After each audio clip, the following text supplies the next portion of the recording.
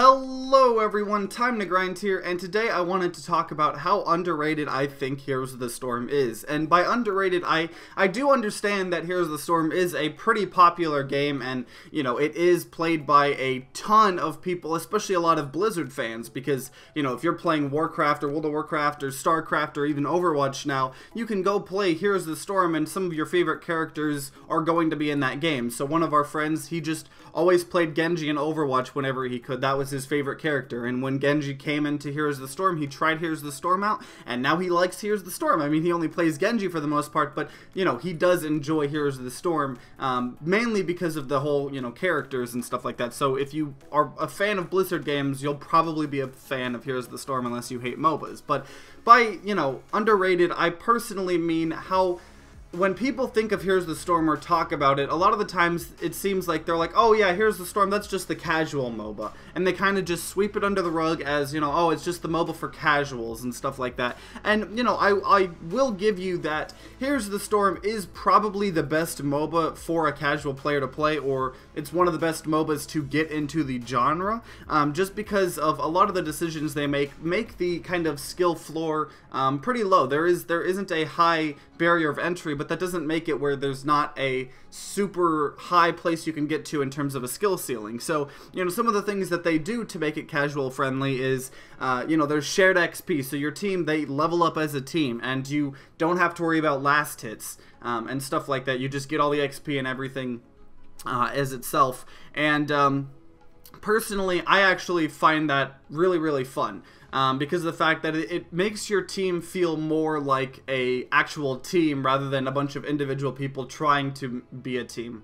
And obviously this is coming from someone that my favorite MOBA of all time is Dota 2. So, you know, Dota 2 is pretty much up there as one of the most complex MOBAs you can play. You know, I'm not trying to like diss League of Legends or Smite or any other MOBA, but Dota is generally considered to be the most complicated and complex, and that's actually a double-edged sword. That's why so many players have just an extremely hard time getting into the game. It's one of the hardest MOBAs to get into because it's ridiculously stupid in terms of, first of all, how bad. I mean, they don't even have any tutorials really, but that's topic for a different video. But Heroes of the Storm, I think, has the opposite. It is really good for casual players, but because of that, a lot of people look at Heroes of the Storm and they kind of just treat it as, oh, that's just a casual MOBA. Why would I play that when I'm playing Dota, or why would I play that when I'm playing League of Legends? But the thing is Heroes of the Storm, it brings so many unique things to the table, and that's honestly what I like about it. I've been playing with my friends, but, you know, we kind of go in and out of Heroes of the Storm. We play it for, you know, a couple of weeks, then we stop, and then maybe a couple months later we play it for a couple more weeks and stuff like that. So we've been playing it a lot again lately, and I've been, you know, reading stuff on Reddit about it and stuff like that, and I really truly believe that a lot of people really don't understand what Heroes of the Storm really does for MOBAs. They just look at it and they're like, oh, that's the casual MOBA, yeah.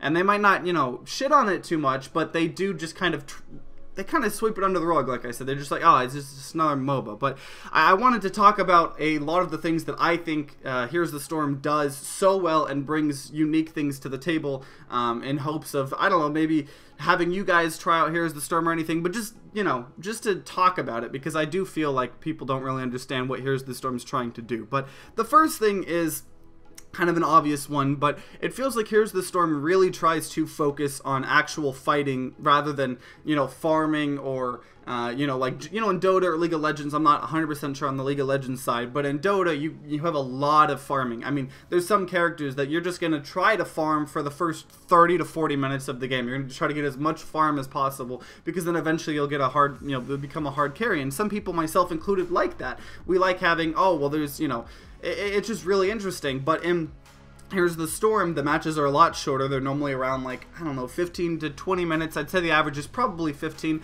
but it focuses a lot more on fighting because of the fact that everybody levels up together and, you know, there's no last hitting. Everybody kind of levels up together and you're just trying to play as a team. You're trying to fight, and it really encourages a lot more, like, team fights, which is a lot of fun. And also, if you know Here's the Storm, it has, like, 15 different maps. So, you know, you play Dota or League of Legends, there's one map. and it might change every now and then, but there's one map. Here's the Storm. There are so many different maps, and it's focused on team objectives. So one map, you might have a dragon statue at the top and bottom of the map, and you know, every minute or so they'll activate, and you know, you have to control both of them, and then someone has to go in the middle, and you get to, you know, be this huge dragon and, you know, destroy towers and stuff like that. There's another map where at nighttime you go kill these killer plants and you collect seeds, and if you get 100 seeds, someone can go and become this huge kind of garden monster thing and destroy a bunch of towers. There's stuff where every couple of minutes you're two, like, the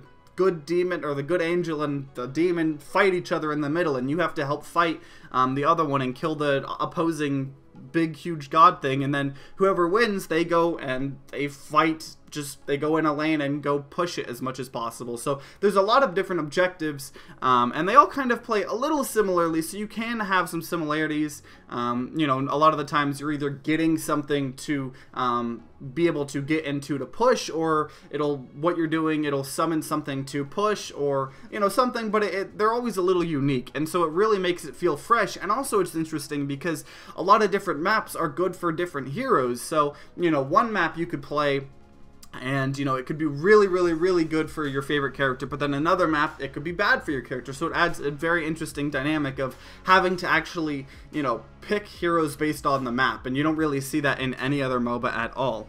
Another thing I think Here's the Storm does extremely well is the talent system, and Dota eventually kind of carried it over and along with items, but in Here's the Storm, there's no items, there's no item shop, and there's no gold or anything. All there is when you level up, every couple levels you can pick a talent, and normally it's between like anywhere from, you know, 2 to 4 choices. Normally it's around 3, and at level 10 most characters, that's when they get to pick between 2 of their ultimates, and that in its own thing is amazing. Be able to have 2 different ultimates that you pick from, that's awesome.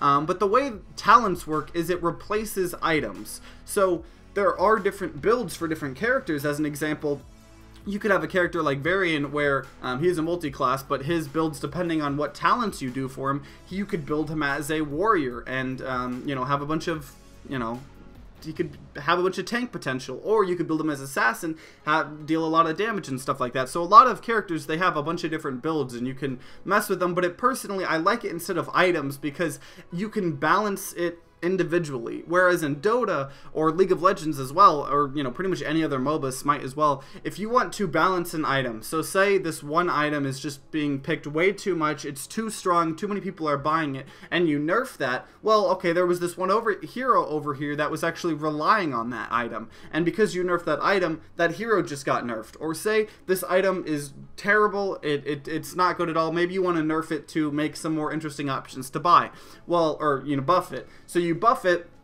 and then this one character finds a use for it, and then that character's OP.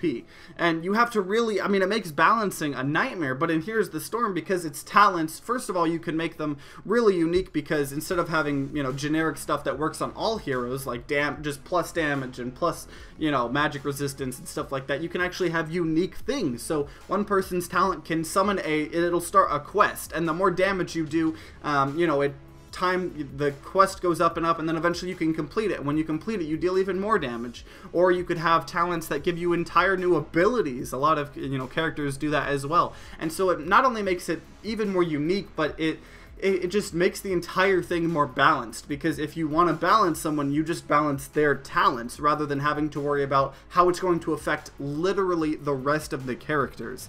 And another thing is that Here's the Storm, along with, you know, having the really unique talents and stuff like that, they have really, really unique characters. I haven't seen this unique, you know, character design in any other MOBA. I mean, you have characters like Cho'Gall, which is 2 characters, and you have to have both of them on your team, and then you both play as the same character. You're like a 2-headed giant thing, or Cyclops, I don't know, something.